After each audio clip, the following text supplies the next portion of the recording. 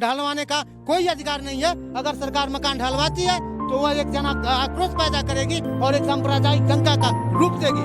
इसलिए मैं सरकार से ये पहले बताइए, साजिश नहीं होता तो इनको घर बुलाया जाता टेलीफोन करके, वो भी पंचायत के लिए। ये कहे पंचायत करने के लिए सवाल करता हूँ, हनुमान के पूंछ में आग किसने लगाई?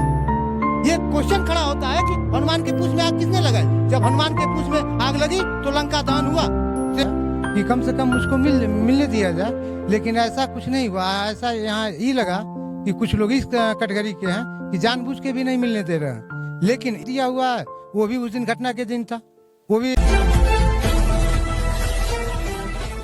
करके हिस्सा लेते हैं, सारे कांड करते हैं, लेकिन जब इनके साथ न्याय होने की बात आती है तो दोस्तों, आप फतेह बहादुर यादव जी कहाँ से आए हैं ये तो आप ही बताएंगे, लेकिन फिलहाल इनको डेलीगेट को किसी दबाव में, बहुत ही दबाव में 2 लोगों को अंदर जाने दीजिए। लेकिन रिश्तेदार है, क्या रिश्तेदारी है आपकी उनसे? मैं दूर की रिश्तेदारी है, फुआ के लड़के लगते हैं मेरे, और मेरे मित्र भी हैं प्रेम जी। और दूसरी चीज की हम लोगों का संबंध कई सालों से है। मैं आया बलिया, चूंकि मैं फतेह बहादुर यादव भारतीय संयुक्त मोर्चा के राष्ट्रीय अध्यक्ष हैं, मैं एक संगठन चलाता हूं और मैं बलिया से मिलने आया। मिलने के लिए मैंने प्रशासन से गुहार भी लगाया कि कम से कम मुझको मिलने दिया जाए, लेकिन ऐसा कुछ नहीं हुआ। ऐसा यहाँ ये लगा कि कुछ लोग इस कैटेगरी के हैं कि जानबूझ के भी नहीं मिलने दे रहे हैं, लेकिन यह सरकार की रवैया बिल्कुल ठीक नहीं है। सरकार की रवैया इसलिए बिल्कुल ठीक नहीं है कि एक तरफा जो है कार्रवाई हो रही है। जैसे मान लीजिए अभी यहाँ सुनने में मिलने में आया कि जो लड़का आज वहाँ दुबे जी का दाग दिया हुआ है, वो भी उस दिन घटना के दिन था, वो भी प्रेम शंकर को, अरे प्रेम जी को ईंटा पत्थर चलाने में शामिल था। आज उसको क्यों बचाया जा रहा है? एक विधायक के घर उसको क्यों छिपाया जा रहा है? अभी मान लीजिए जिम्मेदार व्यक्ति लोग में कोई मेरे बड़े भाई बता रहे थे, जैसे पाठक जी आए तो पाठक जी को दोनों घर जाना चाहिए था, जैसे हम लोगों ने आया तो दोनों घर गया, जबकि ये मेरे रिश्तेदार हैं फिर भी मैंने वहाँ गया। तो इस तरह के जो जनप्रतिनिधि हैं आज जो हमारे प्रदेश में इस तरह के बड़े बड़े जो घिन्य काम हो रहे हैं, ये सरकार की ही देन है। जो सरकार आज चरम सीमा पे जात पात को फैला रही है, आडंबर को फैला रही है। हम पूछते हैं सरकार से, खुद माननीय जोगी जी से सवाल करना चाहते हैं कि आप हिंदू सबको बनाना चाहते हो, लेकिन हिंदू में छुआछूत क्यों रख रहे हो? आप यादव जोड़ रहे हो तो कहीं ब्राह्मण जोड़ रहे हो, तो कहीं चमार जोड़ रहे हो, तो कहीं राजभर जोड़ रहे हो, तो कहीं चौहान जोड़ रहे हो। आखिर आपने ऐसा क्यों पैदा किया? इसके पहले भी आप लोग सारे यहाँ लोग जिम्मेदार व्यक्ति खड़े हैं। हम इन लोगों से पूछना चाहता हूँ कि इसके पहले सपा बसपा सरकार थी जिसमें एक समानता था।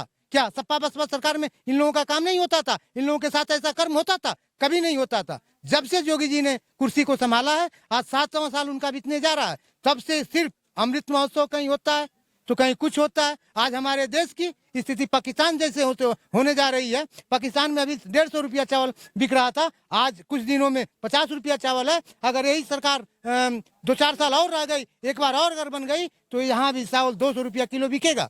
और सरकार की ये शुद्ध रूप से मानसा है कि लोग आपस में लड़े, सांप्रदायिक दंगे हों और हम मानववाद को अच्छी तरह से लागू कर सकें।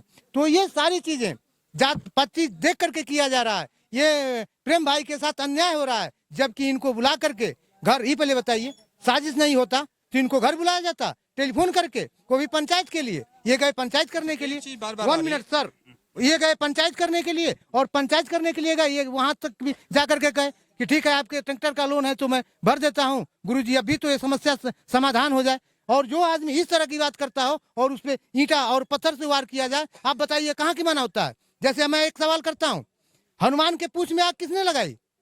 ये क्वेश्चन खड़ा होता है कि हनुमान के पूंछ में आग किसने लगाई? जब हनुमान के पूंछ में आग लगी तो लंका दहन हुआ, सेम वही हुआ।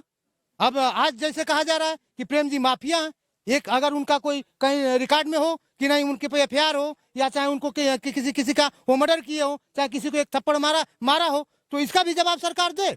लेकिन इस तरह का कहीं कुछ नहीं है। और एक आपको बता दूं कि एक महापुरुष के लिए एक जनप्रतिनिधि जो अच्छा होता है, समाज में जो जनता के बीच में रहता है, उसके लिए लोग नरसंहार करते हैं। एक माफिया के लिए कभी जनता नरसंहार नहीं करती है। और इसमें उनकी अगर घर हत्या हुई है तो उसमें प्रेम शंकर प्रेम जी की कोई गलती नहीं है, उसमें जनता की है। और जनता जो की है वो नहीं पकड़े गए हैं, वो पकड़े गए हैं जो घर अपने सानी पानी कर रहे थे, जो घर अपने भैंस खिला रहे थे, जो घर अपने बच्चों को देख रहे थे, वो कर रहे थे। आज मैं सरकार से एक दरखास्त करना चाहता हूं, अगर सरकार न्याय करना चाहती है तो दोनों परिवार के सर्विस दे दे।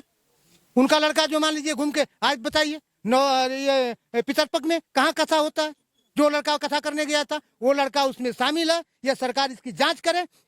और दूसरी चीज, मकान ढलवाने और बुलडोजर की जहां तक सवाल है, तो किसी भी संविधान के चाहे किसी भी कानून के किताब में नहीं लिखा गया है कि किसी के घर पे बुलडोजर चलाया जाए। अगर उनका घर मैं मान लेता हूं कि खलिहान में है, तो सरकार उसकी जांच करे और उनकी पैतृक जो जमीन है वह जमीन उनसे ले सकती है, लेकिन मकान ढलवाने का कोई अधिकार नहीं है। अगर सरकार मकान ढलवाती है तो वह एक जना आक्रोश पैदा करेगी और एक सांप्रदायिक दंगा का रूप देगी। इसलिए मैं सरकार से यह निवेदन करना चाहता हूं कि इस तरह का घृण्य काम जो सरकार के बिल्कुल खिलाफ है, ऐसा सरकार को नहीं करना चाहिए।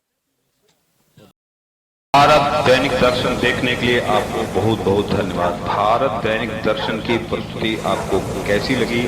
भारत दैनिक दर्शन आपको सच्चाई से रूबरू करवा रहा हो तो वीडियो को आगे शेयर जरूर करें, लाइक करें, कमेंट करें, सब्सक्राइब करना ना भूलें। फेसबुक पर देख रहे हैं तो फॉलो जरूर करें।